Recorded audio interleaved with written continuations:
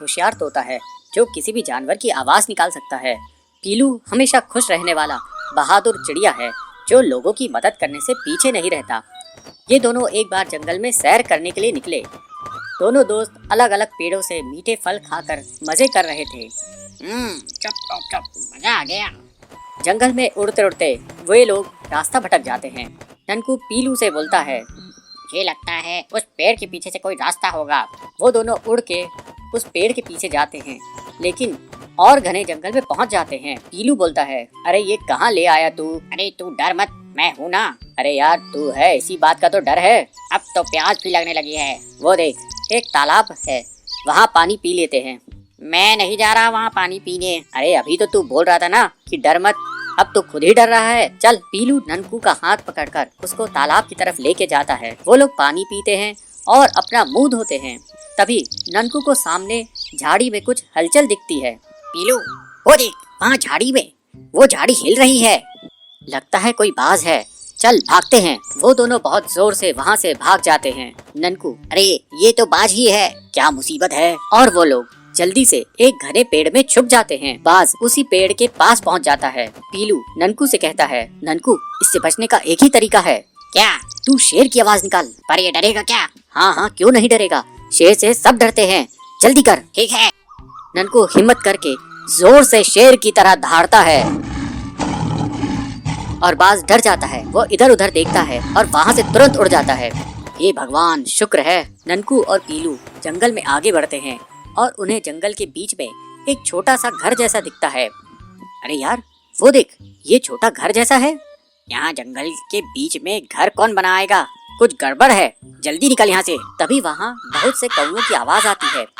दोनों दोस्त तुरंत ही घनी झाड़ी में छुप जाते हैं। कौवों का झुंड डाकुओं का झुंड है। सरदार कौवा अपने एक डाकू से कहता है, छलिया जा, जल्दी से गिनती करके आ। छलिया कौवा एक पेड़ के पास जाता है और उसकी जड़ के पास हाथ से मिट्टी हटाता है और वहाँ से एक कार्ड निकालता है। वो कार्ड उस छोटे से घर में बने एक खांचे में डालता है और उस घर का दरवाजा खुल जाता है। छलिया अंदर जाता है। दोनों दोस्त एक दूसरे को देखते हैं। छलिया बाहर आता है और अपने सरदार से कहता है, सरदार 5 है अंदर। ठीक है, चलो अब जल्दी। छलिया वापस से कार्ड को मिट्टी से ढक देता है। डाकू कौवों का झुंड वहाँ से चला जाता है। पीलू ननकू को कहता है, लगता है अंदर खजाना है, अंदर जाके देखते हैं। ना बाबा, मैं नहीं जा रहा। डाकू वापस आ गए तो? ठीक है, तू यही रुक, मैं अंदर जाता हूँ, तू यही बाहर रुक कर डाकुओं पर नजर रखना। ठीक है। पीलू कार्ड खांचे में डालता है और दरवाजा खुल जाता है और वो अंदर चला जाता है। ननकू कार्ड को निकालकर फिर से मिट्टी से ढक देता है और जल्दी से छुप जाता है। घर के अंदर पीलू को कुछ नहीं मिलता, लेकिन एक सीढ़ी जमीन से नीचे जाते दिखाई देती है। ये सीढ़ी? पीलू सीढ़ी से नीचे पहुंचता है और देखता है कि वहाँ बहुत सारी चिड़ियाएं सुरंग खोद रही हैं। वो सब बहुत दुखी हैं और डरी हुई हैं। उनमें से एक मजदूर चिड़िया उसे देख लेता है। ओह डाकू, आप फिर से आ गए। मैं डाकू नहीं हूँ, पर आप लोग यहाँ क्या कर रहे हो? हम लोग यहाँ डाकुओं के लिए सुरंग खोद रहे हैं जो सीधे राजा के खजाने की तरफ जाएगी। ओह, मैं आप सबको यहाँ से निकालूंगा। डाकू बहुत खतरनाक है, वो हम सबको मार देंगे। तभी बाहर डाकू वापस आ जाते हैं। ये देखकर ननकू घबरा जाता है। अरे नहीं, अब तो पीलू पकड़ा जाएगा और डाकू उसे मार देंगे। क्या करूं? छलिया जाके दरवाजा खोल, अब मैं अंदर जाऊंगा। छलिया कार्ड निकालने के लिए आगे बढ़ता है। आइडिया। ननकू जोर जोर से शेर की तरह दहाड़ता है। शेर की दहाड़ सुनकर डाकू डर जाते हैं। छलिया सरदार से कहता है, सरदार शेर आ रहा है। अरे ये शेर कहाँ से आ गया? चलो रात में आते हैं। ननकू की दहाड़ से वो सब भाग जाते हैं। ननकू तुरंत मिट्टी में से कार्ड निकालकर दरवाजा खोलता है और उसको पीलू के साथ मजदूर चिड़ियाएं दिखाई देती है। दोनों दोस्त गले मिलते हैं। रात होती है और डाकू कौवों का झुंड वहाँ फिर से आता है। इस बार जैसे ही छलिया दरवाजा खोलता है, अंदर से पुलिस वाले निकलते हैं और उसे पकड़ लेते हैं। बाकी डाकुओं को झाड़ियों में छुपे पुलिस पकड़ लेते हैं। अगली सुबह, तुम लोगों ने बहुत बढ़िया काम किया है, खजाना चोरी होने से बचाया और 5 लोगों की जान भी बचाई। ये लो तुम दोनों का इनाम। पुलिस उन्हें इनाम देती है और ननकू और पीलू एक दूसरे को देखकर मुस्कुराते हैं। एक गांव में पीलू चिड़िया अपनी माँ बबली के साथ रहती थी। दोनों माँ बेटी खेत में आलू उगाते थे। बेटी पीलू, इस बार बहुत अच्छी फसल हुई है। इस बार हमारा पूरा कर्ज खत्म हो जाएगा, ऐसे बबली कहती है। तो पीलू बोलती है, हाँ माँ, इस बार हम अपना घर भी खरीद लेंगे। लेकिन जब माँ बेटी बाजार पहुँचती तो देखती है कि वहाँ पहले से बहुत आलू बेचने वाले किसानों की भीड़ है और उन्हें बहुत कम दाम मिल रहा है। तो पीलू कहती है, इतने कम दाम में तो हमारी मजदूरी भी नहीं निकलेगी। हम इतने कम दाम में अपने आलू की फसल क्यों बेचे? तो कड़क सेठ कहता है, देखो चिड़िया, बेचना है तो बेचो, नहीं तो अपने घर में इस आलू को रख लो और वहीं पर इसे सड़ने दो। लेकिन बबली और पीलू ने निर्णय ले लिया कि आलू नुकसान में नहीं बेचेंगे। फिर वो दोनों घर वापस आ जाती है। उनके पीछे सुंदरी कवि और हरिया तोता भी आ जाते हैं। ये कड़क सेठ बहुत चालाक है, हमसे इतने सस्ते दामों में आलू खरीद रहा है, लेकिन बड़ी बड़ी कंपनियों को 10 गुना ज्यादा दाम में बेचेगा। 100 का माल 1000 रुपए में। ऐसे हरिया बोलता है। तो सुंदरी कहती है, लेकिन हम अगर आलू उसे नहीं बेचेंगे तो घर में रख कर क्या करेंगे? तो पीलू कहती है, हरिया काका, हम क्यों नहीं कंपनियों को सीधे आलू बेच सकते? नहीं, वो कंपनियां क्या करती है इन आलू का? चिप्स ही तो बनाती है ना। हम भी अगर कोशिश करें तो हरिया कहता है, अरे बेटी, इतनी मेहनत कौन करेगा? उसके लिए तो मशीन चाहिए होती है। तो सुंदरी बोलती है, मेरा भांजा बबलू इंजीनियर है, उससे पूछ कर देख सकते हैं। हाँ, अगर वो हमारी मदद कर दे तो बहुत अच्छा रहेगा। पीलू की बात सुनकर बबली कहती है, लेकिन हमने बहुत बड़ा खतरा मोल लिया है। अगर चिप्स बनाने की मशीन काम नहीं आई तो ये आलू ऐसे ही सड़ जाएंगे और हम दाने दाने को मोहताज हो जाएंगे। बबली बोलती है। इसके बाद बबलू उन सब से मिलता है। मैं आपको आलू चिप्स की मशीन बना कर दे सकता हूँ। ये सुनकर सभी बहुत खुश हो जाते हैं।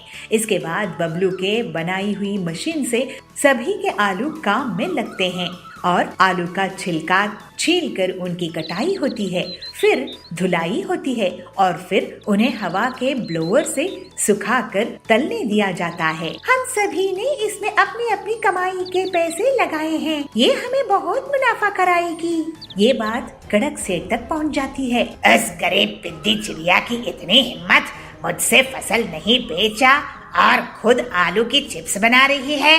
मैं उसकी मशीन में आग लगा दूंगा, फिर देखता हूँ क्या करेगी। उस रात कड़क सेठ अपने आदमियों के साथ पीलू की मशीन को जलाने के लिए जाता है। बबलू उसे रास्ते में देख लेता है। अरे, इससे मजा चखाना होगा। फिर जैसे ही कड़क के आदमी मशीन में आग लगाने के लिए आगे बढ़ते हैं, उन्हें जोर से करंट लगता है और वो बेहोश हो जाते हैं। कड़क को भी चिड़िया पकड़ लेती है। कड़क सेठ, शर्म आनी चाहिए तुम्हें, हम गरीबों को नुकसान पहुंचाने आए थे। वो अच्छा हुआ बबलू जी ने तुम्हें देख लिया, अब तुम और तुम्हारे आदमी जेल में सड़ेंगे। फिर कड़क को जाबाज इंस्पेक्टर जेल में डाल देता है। अपनी बहादुरी के कारण बबलू पीलू को पसंद आ जाता है और पीलू की मेहनत देखकर बबलू उसको पसंद करने लगता है। फिर दोनों की जल्दी ही शादी हो जाती है और वो दोनों मिलकर सुंदरी और हरिया काका के साथ चिप्स की कंपनी खोल लेते हैं। इस तरह से बाकी के किसानों की भी मदद करते हैं। एक गांव में बंटी रहता था। उसकी बेटी पीलू विदेश जाकर पढ़ाई करने के बारे में सोची थी और उसके लिए एग्जाम्स की तैयारी करती थी। ऐसे ही एक दिन पीलू को विदेश की यूनिवर्सिटी में दाखिला के लिए लेटर आता है, लेकिन कुछ ही दिनों में बंटी गुजर जाता है। पीलू से बबली ऐसा कहती है, पीलू, तुम चिंता मत करो, तुम्हारे पिताजी ने तुम्हारी पढ़ाई के लिए पैसे जमा किए हैं, तुम विदेश जाकर पढ़ाई करो, यहाँ की चिंता मत करना। लेकिन तभी वहाँ कड़क सेठ आ जाता है। अरे, विदेश जाकर भागने का इरादा है क्या? तुम्हारे पिताजी ने मुझसे कर्जा लिए थे, उसे चुकाओ और कहाँ जाना है चली जाओ। ठीक है कड़क सर, मैं आपका कर्जा चुका कर ही विदेश जाऊंगी। ऐसे ही एक दिन पीलू जंगल में से जा रही थी। उसे हरिया तोता रोटी दाल बेचता हुआ मिला तो पीलू उनसे पूछती है, हरिया काका, बहुत भूख लगी है, इस जंगल में आपकी अकेले की दुकान है? इस जंगल में ही नहीं पीलू, मेरे पूरे गांव में मटका रोटी की एक लौती दुकान है। पीलू रोटी दाल खाती है। वाह हरिया काका, ऐसा मटकी रोटी तो मैंने कभी नहीं खाई है। आप इसे शहर में क्यों नहीं बेचते हो? मुझे जंगल की शांति पसंद है। तुम चाहो तो मैं तुम्हें इसे बनाना सिखा देता हूँ, तुम शहर में बेचना। फिर पीलू एक हफ्ते तक हरिया से मटका रोटी और उसके साथ दाल बनाना भी सीखती है।